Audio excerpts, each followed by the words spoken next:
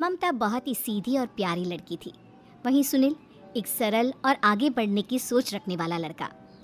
सुनील, बेटा सुनील कहाँ है? अरे जरा एक गिलास पानी तो दे दो। हाँ माँ, अभी आया। क्या माँ, पानी तेरे सर के पास ही तो रखा है। क्या हो गया है, तबीयत खराब है क्या? अरे नहीं नहीं, वो उठने का मन ही नहीं कर रहा था, तो देखा ही नहीं। वैसे क्या कर रहा है? यहाँ बैठ ना मेरे पास। माँ पढ़ रहा था। वो क्या है ना, नौकरी में तो वक्त नहीं मिलता, अब ऑफिस से घर आकर ही तो वक्त मिलता है। अच्छा अच्छा ठीक है, पढ़ ले जा बेटा। सुनील पढ़ लिख कर और आगे बढ़ना चाहता था, लेकिन माँ की तबीयत खराब देखकर सोचता है कि शादी ही कर ले। कब तक माँ का ख्याल वो अकेले रख पाएगा। तो एक दिन, माँ ये ममता है, मैंने इससे शादी कर ली है। तुम्हारी तबीयत भी ठीक नहीं रहती, तो मैंने सोचा शादी कर लेता हूँ। घर संभालने वाली और तुम्हें संभालने वाली कोई आ जाएगी तो अच्छा रहेगा। माँ अचानक से सामने बहू देखकर हैरान रह जाती है। बेटा ये क्या बात होती है? न बैंड, न बाजा, न दहेज, न शगुन, ऐसा कैसे बहू आ गई? माँ तू तो जानती है, मैं नौकरी के साथ पढ़ाई कर रहा हूँ, तो कहाँ से इतना पैसा बचा पाता कि धूमधाम से शादी करता। वैसे भी माँ, लोग तो आकर खाकर निकल जाएंगे, इसलिए बस वैसे ही। माँ जी, मैं आपका ख्याल रखूंगी। वैसे भी ये आगे की पढ़ाई कर रहे हैं, अच्छा कुछ कर गए तो सबके दिन फिर से अच्छे आ जाएंगे। सास को ममता की बात ठीक तो लगती है, लेकिन मन में कहीं ना कहीं लगता है कि कहीं बहू बेटे को लेकर फुर्र ना हो जाए और फिर तो वो रह जाएगी अकेली। बेटा देख, मेरा जो कुछ भी है वो सुनील ही है, और सुनील का भी अब इस दुनिया में मैं ही हूँ और कोई नहीं। क्या सुनील? बिल्कुल माँ, लेकिन आज से ममता भी मेरे जीवन का अहम हिस्सा है, जैसे तू है। सास को बड़ा बुरा लगता है कि उसकी सल्तनत में कोई और हिस्सेदार कैसे हो सकता है।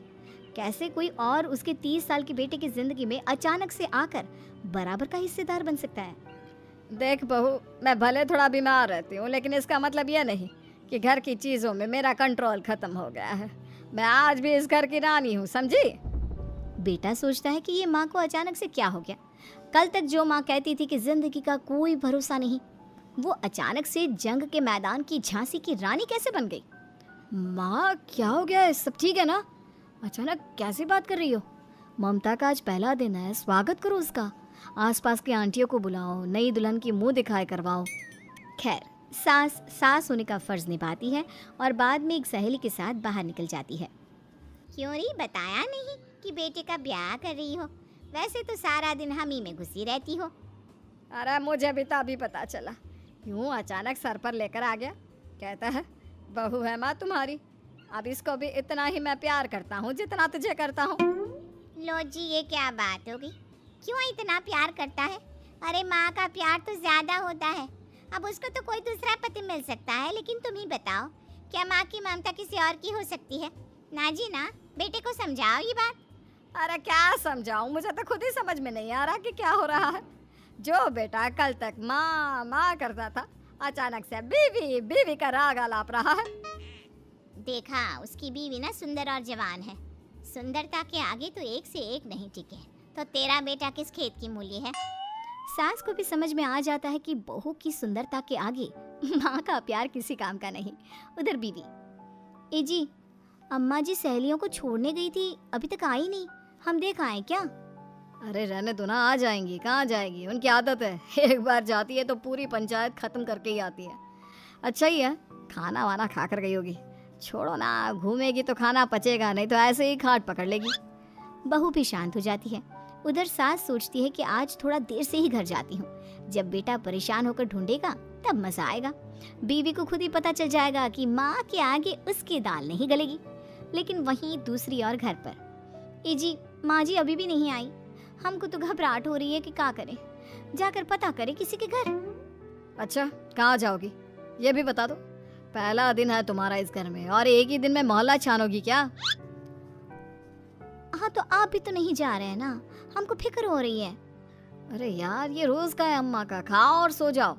बस फिर क्या था। बेटा बहू खाना खाते हैं और कमरे में सोने चले जाते हैं। उधर जब सास को कोई देखने नहीं आता तो वो हार कर घर आ जाती है, जहाँ वो देखती है कि सारे घर की लाइट्स बंद है।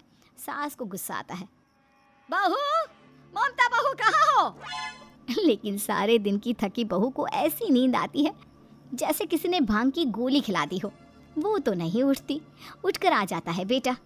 अरे क्या बात है अम्मा, काहे चिल्ला रही हो? अरे सो जाओ ना, सुबह की थकी है बहू, वो सो रही है। जोर से बोलोगी तो नींद खुल जाएगी उसकी। माँ को गुस्सा आ जाता है। फिलहाल तो सो जाती है, लेकिन मन ही मन ढेर सारा जहर बहू के लिए भरा होता है। सुबह बहू चाय बना रही होती है कि सास धीरे से गैस तेज कर देती है, जिससे चाय का बर्तन जल जाता है। और जैसे ही बहू चाय का बर्तन उठाती है, उसका हाथ जल जाता है। मेरा हाथ जल गया। वो जोर जोर से चिल्लाकर इधर उधर भागती है कि सास थोड़ी देर में उसके हाथ में पानी डाल देती है। हाय रे बहू, क्या कर रही हो? पहली बार रसोई छुई हो क्या? सासू माँ गलती से गैस तेज रह गई थी और बर्तन जल गया, जिससे मेरा हाथ जल गया। हाय रे, कितना गंदा दाग। छी छी छी छी, मुझे तो उल्टी आ रही है तेरा गला हुआ मांस देखकर। तू ना मुझे अभी साथ से खाना मत लगाना। बहू भी खुद का हाथ देखती है तो उसे भी रोना आ जाता है। कुछ दिनों के बाद सास की सहेली आती है, बहू चाय बनाकर लाती है। उसके जाने के बाद सहेली कहती है, बहू की सुंदरता ऐसी है कि कोई भी दीवाना हो जाए। वैसे तेरे बेटे का क्या हाल है? अरे वैसा ही है, बहू के पीछे लट्टू। क्या करूं, कुछ समझ में नहीं आ रहा। मैंने तो बहू के चेहरे पर दिवाली के पटाखे की चक्री फेंक दी, उसका पूरा चेहरा जल गया। अब देखो ना रही सुंदरता, और ना ही अब मेरा बेटा उसे पूछता है। अरे अब तो वो उसे छोड़कर दूसरी भी देखने को बोल गया है मुझे। बहू सारी बात सुन रही होती है।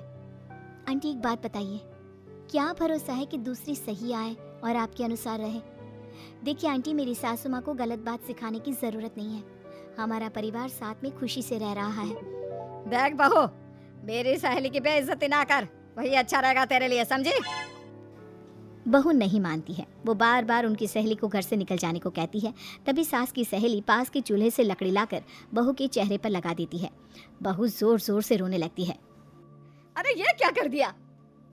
मैंने कहाँ किया, ये तो तूने किया। तू ही नहीं चाहती थी कि बहू बेटे के साथ रहे, भला मैं क्यों करूंगी? मैं तो चली, निपटो अब। बहू रो रही होती है, दर्द से चिल्ला रही होती है, लेकिन सास उसे डॉक्टर के पास नहीं ले जाती। तभी पति आता है। क्या हो गया ममता? ये दाग कैसे लगा? तुम कैसे जली? ममता कुछ नहीं कहती, बस दर्द से करा रही होती है। पति माँ की तरफ देखता है। हो ना हो माँ, ये पक्का आपका काम है। आप ही ममता से जला करती थी ना। देखना माँ, अब पुलिस आएगी, केस बनेगा, लेकिन पहले मैं ममता को अस्पताल लेकर जा रहा हूँ। सभी अस्पताल जाते हैं, जहाँ डॉक्टर ममता की सास से कहते हैं, आपने तो नहीं जलाया ना बहू को? अब ममता की सास के तो पसीने छूट रहे होते हैं। वो घबरा कर कहती है, ना ना डॉक्टर साहब, कैसी बात करते हैं? हम क्या जलाएंगे अपनी बहू को? डॉक्टर ममता के पति से पूछते हैं, देखिए क्योंकि ये ससुराल में जली है तो मामला पुलिस का बनता है, तो आप पहले पुलिस को बुलाइए, तभी इलाज पूरा होगा। सास डर जाती है कि अब तो बच्ची जिंदगी जेल में ही रहना होगा। रहने दीजिए ना, पुलिस को क्यों बुलाना? सारी हंसी खत्म हो जाएगी जब पुलिस के डंडे पड़ेंगे। बहू को जलाना भले ही बहुत आसान हो, लेकिन उसके बाद सारी जिंदगी जेल की हवा खाना। सास डर जाती है। पुलिस आती है। पास लेटी दर्द से करा रही ममता स्टेटमेंट देती है। तो क्या हुआ था, कैसे जली आप? ममता पास खड़ी सास को देखती है। बेटी बताओ, कैसे जल गई तुम? ओए काका का किरण वाली शाहरुख, चुप, बिल्कुल चुप। सास चुप। सभी इंतजार करते हैं कि ममता क्या बोलेगी। जी मैं खाना बना रही थी, लकड़ी उड़कर मेरे ऊपर गिर गई और मैं जल गई। सास बहू की बात सुनकर रोने लगती है। देखा माँ, कितनी समझदार है ममता। ये चाहती तो, हाँ बेटा, ये चाहती तो मैं आज जेल में होती। मुझे माफ कर दे, मैं आगे से अभी कभी ऐसा नहीं करूँगी। बहू के साथ मिलकर रहूँगी, मुझे माफ कर दे।